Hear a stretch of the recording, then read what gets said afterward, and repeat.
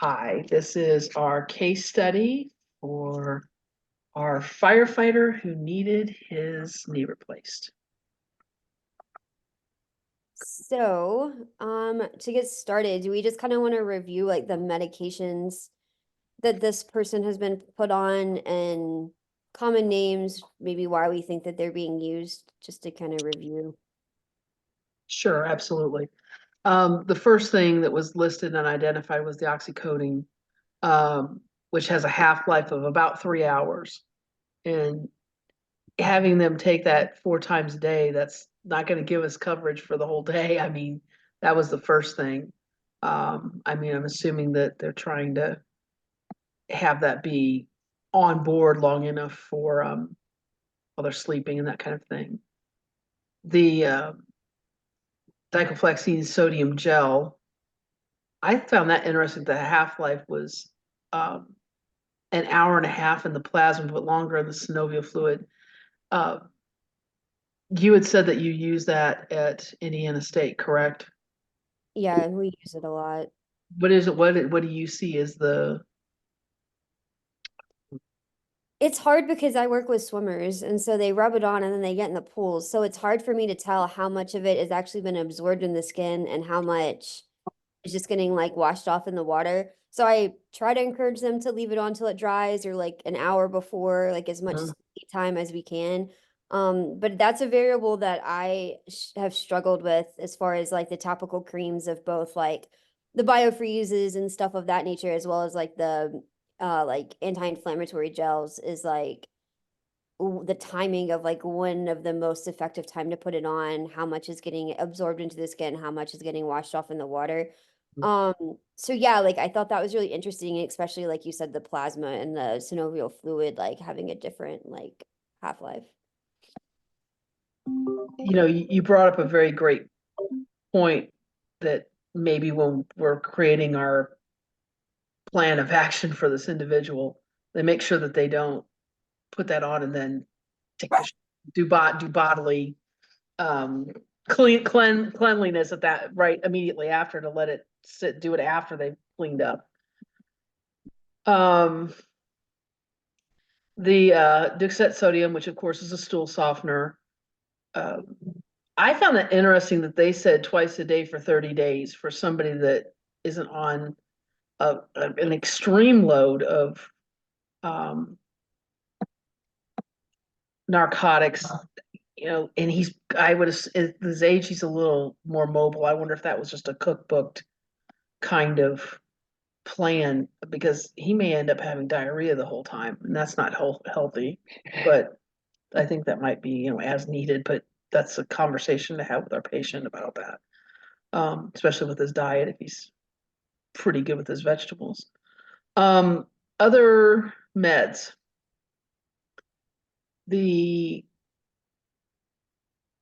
preglobulin. G, you had mentioned, it's got a half-life of 6.3 hours, and everything I read about it, that you really have to have it build for 6 or 8 weeks. But in our patient study, it said that that was for nerve pain, correct? Yeah, I mean that was kind of a red flag to me because it's kind of tagged as a anti-seizure and an anti-anxiety, but it's also indicated for some neural pain or neurological pain as well. Mhm. So I was just curious, maybe in his previous history, if he had, some sort of anxiety issue or, epileptic type condition or something like that, and that was added to the list, or I'm not sure if that's, like you said, a cookie cut, just, hey, we're going to throw these pills at them because this procedure was done. That was kind of a red flag to me, and it's something that we need to kind of keep eyes on, I think.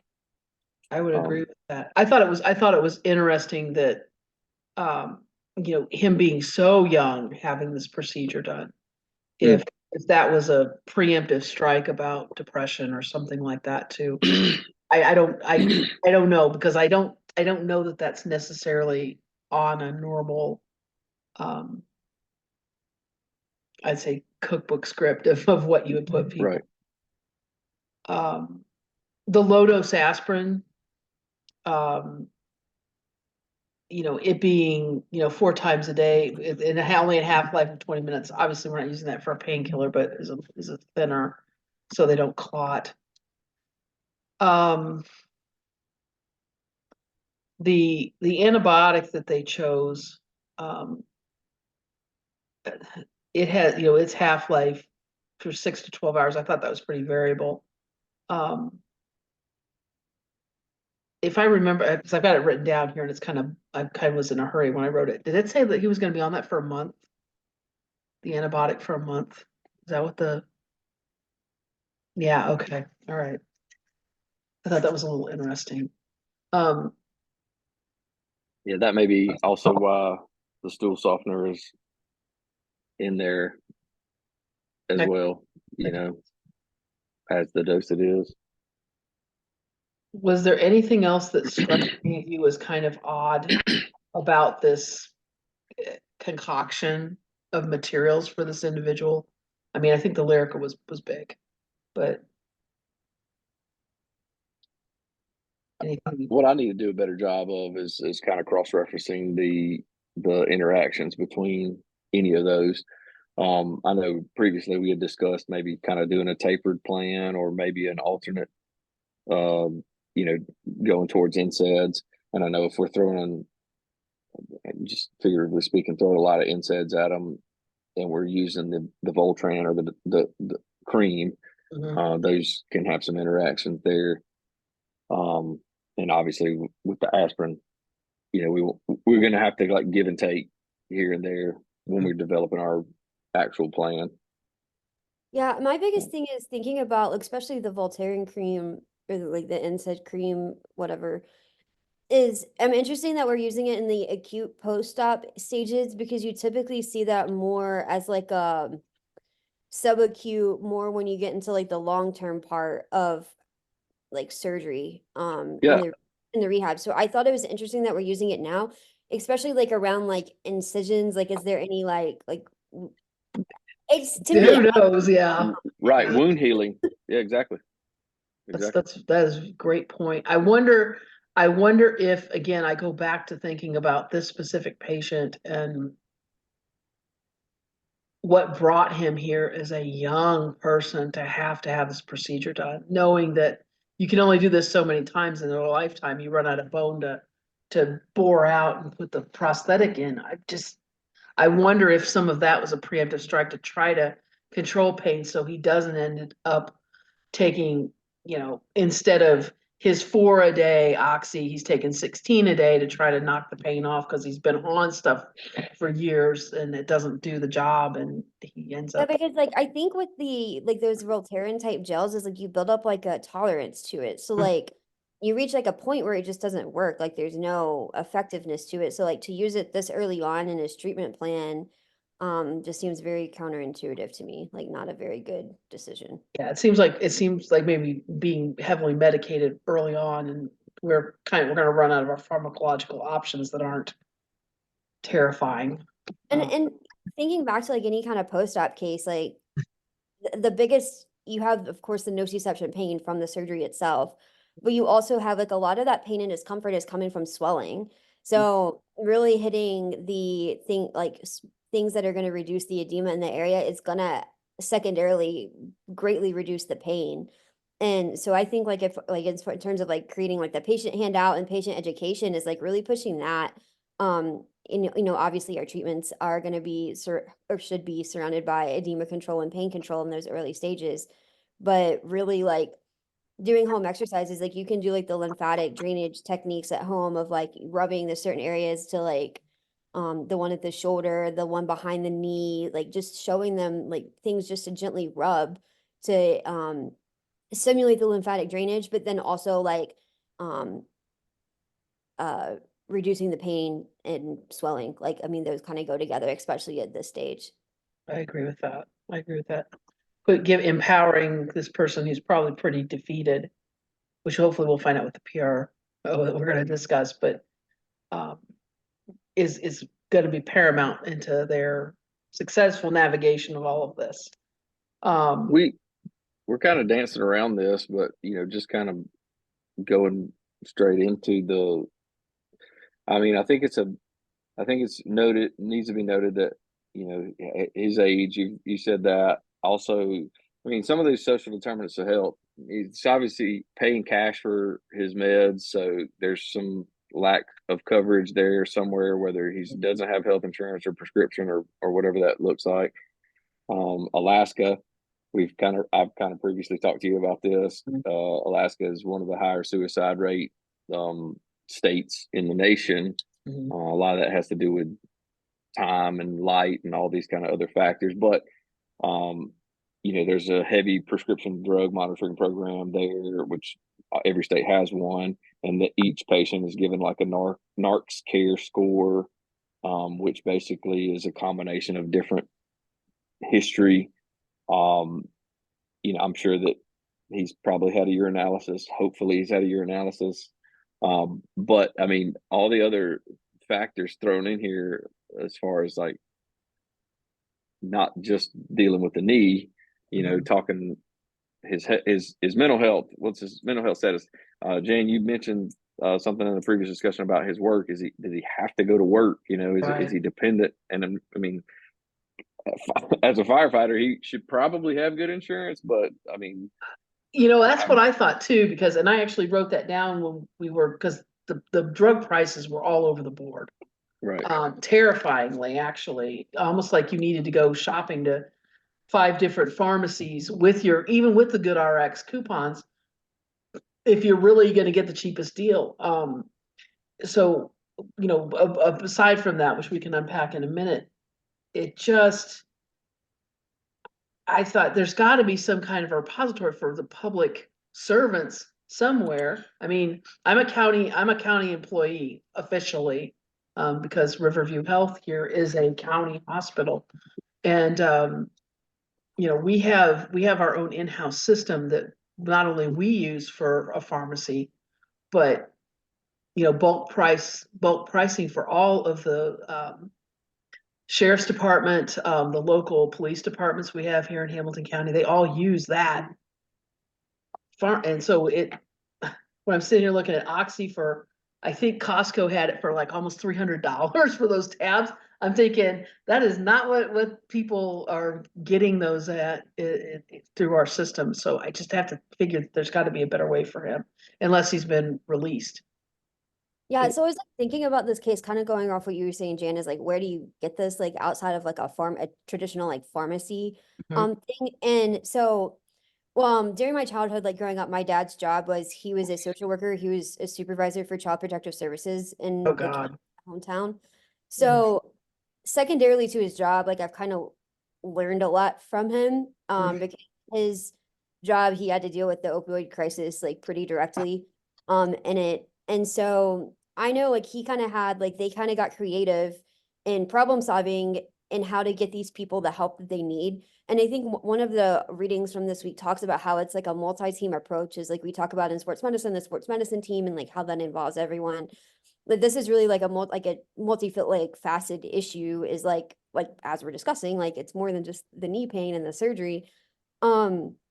But one thing that I remember my dad talking about is the social services department really had a good relationship with like physicians in the area who would do a lot of pro bono work in these situations if it was needed. And so like they kind of eliminated all the paperwork that you have to do to like prove that you're poor, that you have to do through like these governmental like bigger programs. And they would just like, because of like their reputation, that like social workers in the area that have built with these physicians, they would just call and just say, hey, there's a dire need, this is the situation, like can you help? And like they found avenues that way. And they also built a good relationship with the local health department, where a lot of those outreach programs were like kind of like at so yeah. It's okay. That was the 2 cents worth from the peanut gallery. I mean, I think everything that we've said is, the knee is going to be fixed, and we can do a great job with managing the tissue, but that is such a small part of this whole process for him. We've got to figure out, if he's paying for this and he's not working, I mean, we could go from having maybe and just off the cuff without really unburying all of the prices, something as little as maybe $200 for the whole prescription package or less than that, to something that's several $1,000s if we're not careful. So it really makes a huge difference how, And like, just going off of like prescription prices, I think this is a way that we can really justify the need for athletic trainers in these type of situations is because, bringing in like the complementary and integrative health settings that we've talked about, a lot of that is pain management and addressing all of these needs in a non-pharmaceutical way.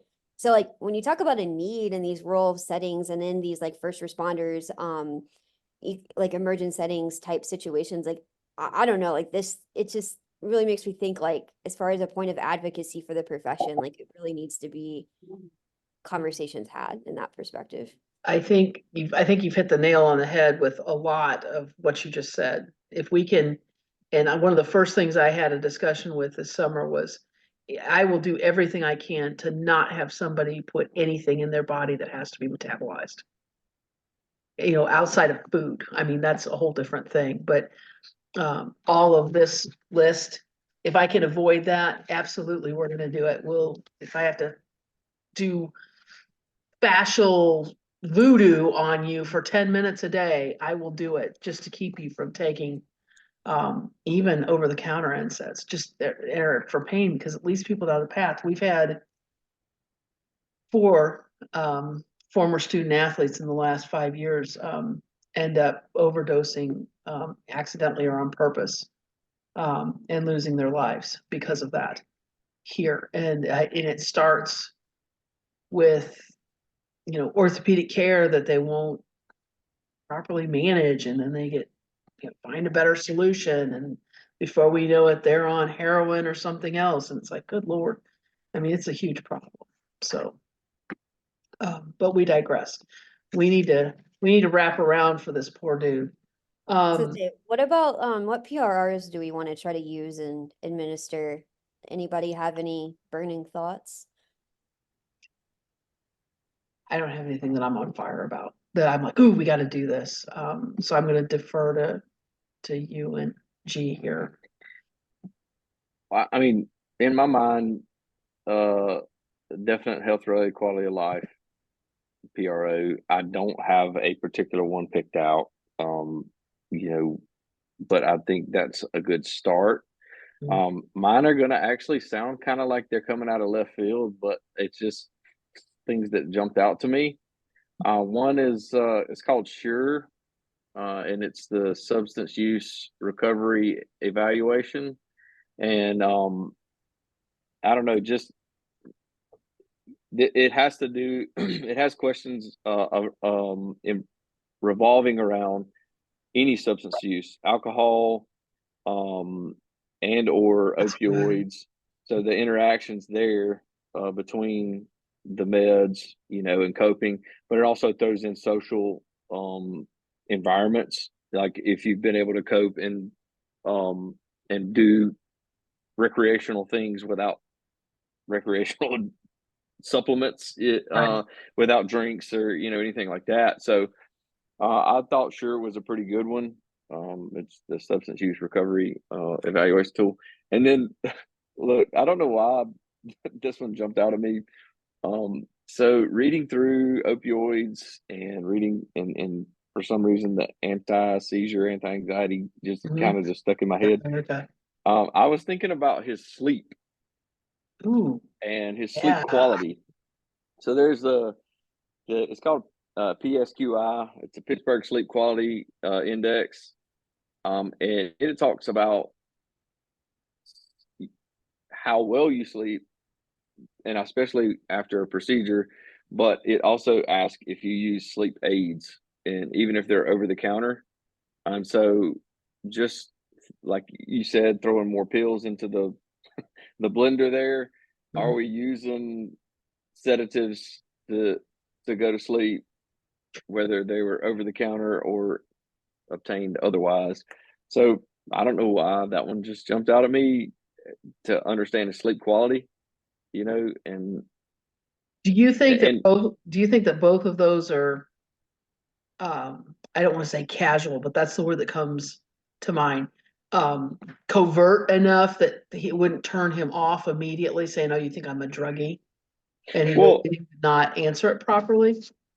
you know, I kind of threw that around in my head when I was trying to select these, and I thought to myself, do we want to say directly, "Are you a user?" or do we want to like you said, avoid the tiptoe around it? But I think him being from Alaska and the age he is, he's aware enough. Public health, there's a crisis, and there's something that we Right. need to Oh, yeah, make with him sure that being, we're. yeah, So firefighter. I think we just go straight at him with it, and say, hey, look, we just want to make sure up front we want to have a clear line of communication.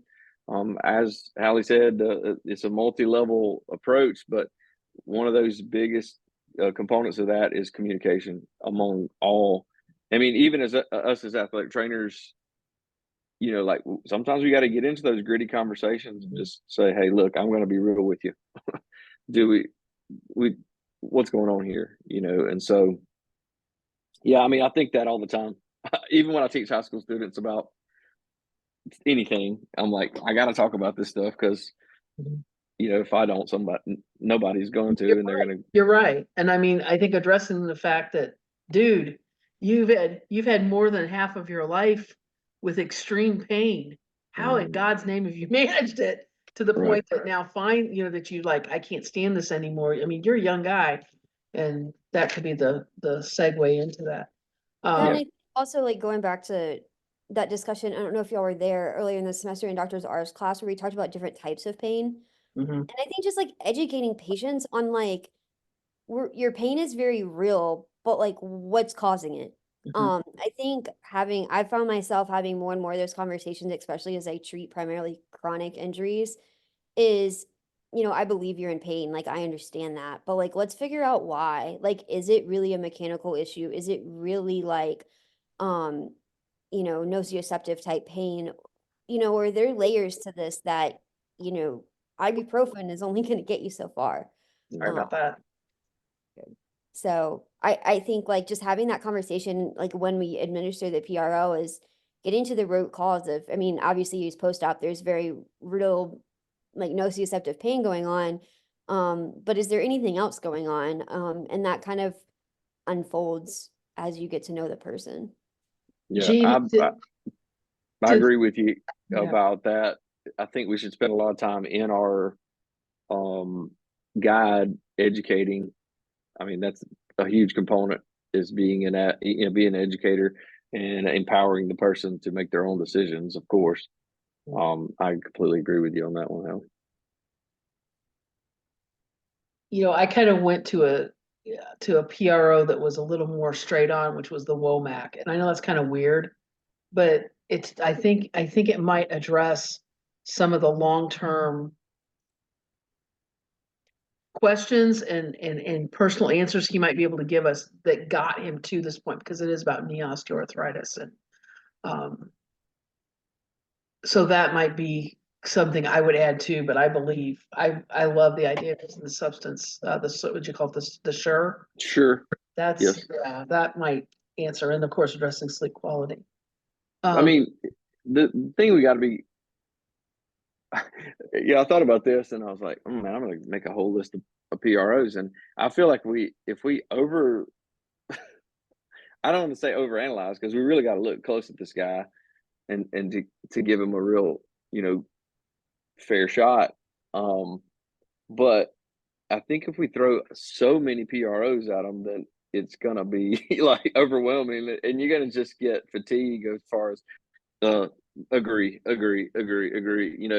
But I think Womac's a good one. It's tried and true, and it's specific to his condition. that could be So something maybe on the third visit or something, yeah, when he's sitting yeah. and he's a captive audience and we're not asking him to do a whole lot, but we're doing. What's the length? Do long-term you treatment. remember the length?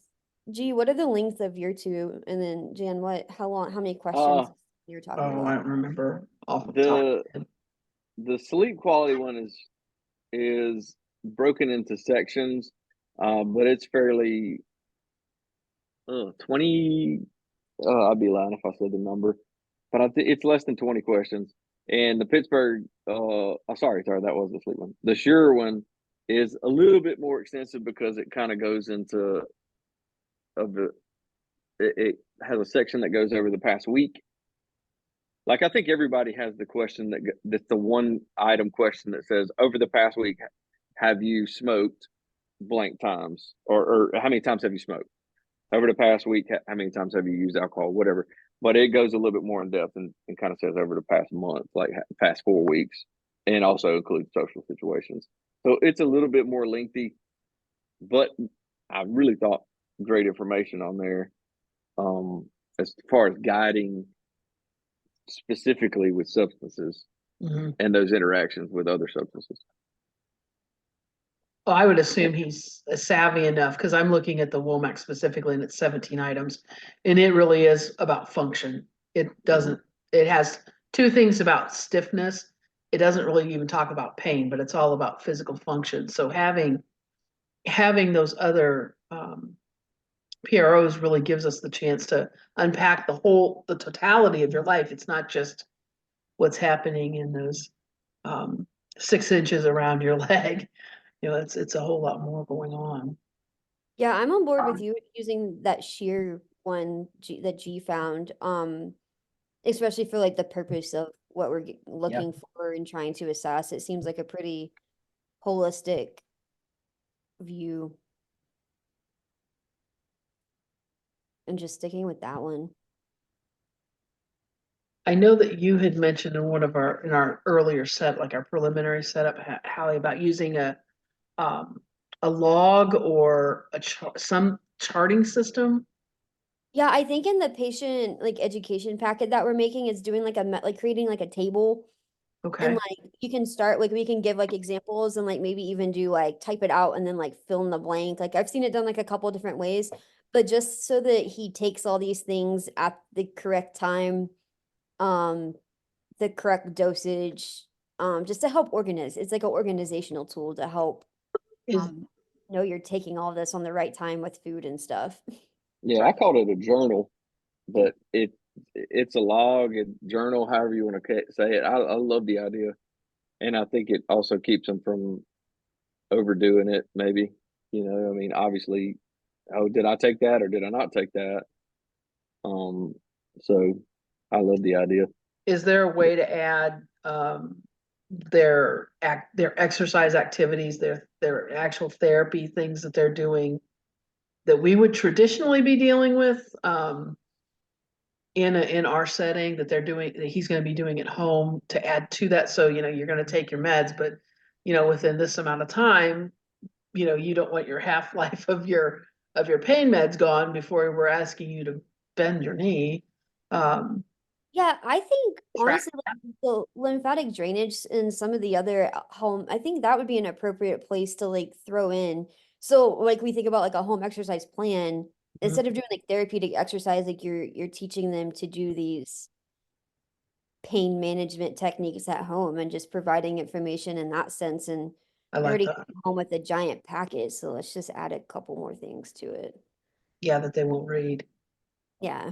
I stumbled across a it's the veterans tapering program or tapering. I think I've seen. So it's military veterans who suffer chronic pain, and it's a tapering.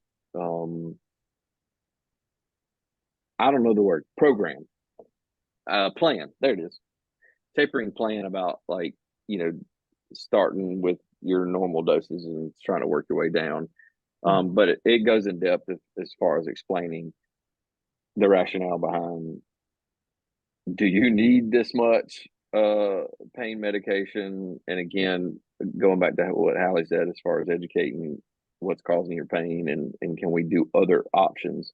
I'm a huge supporter of alternate options or other options. And I mean, even some of the stuff that reading is like cognitive behavior therapy. I mean, I don't know how far in depth he's willing to go for that, but increasing the resources that are out there that are not centered around appeal, I think is a useful thing as well.